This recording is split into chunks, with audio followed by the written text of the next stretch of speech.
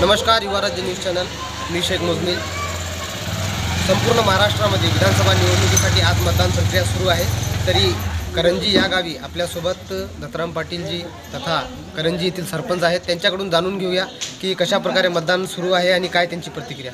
Sir, एकंदरीत काय सांगणार की मतदान प्रक्रिया कशा प्रकारे सुरू आहे आणि काय सुरुवातीच्या टप्प्यामध्ये चांगल्या पद्धतीने मतदान चालू आहे. जवळपास 960 मतापैकी जवळपास 200 मतदान झालेलं आहे 11 साडे11 वाजेपर्यंत. आणि 80-85% मताची टक्केवारी आमच्या इथून समजा राहील असा एक आमचा अंदाज आहे. 80% वरच मतदान इथं होईल.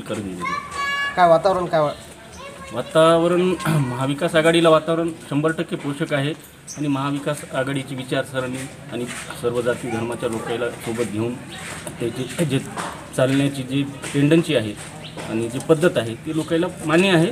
आणि निश्चितच महाविकास आघाडीचं सरकार येणार आणि महाविकास आघाडीचे आमचे माधवराव पाटलाचा 100% विजय हा निश्चित आहे.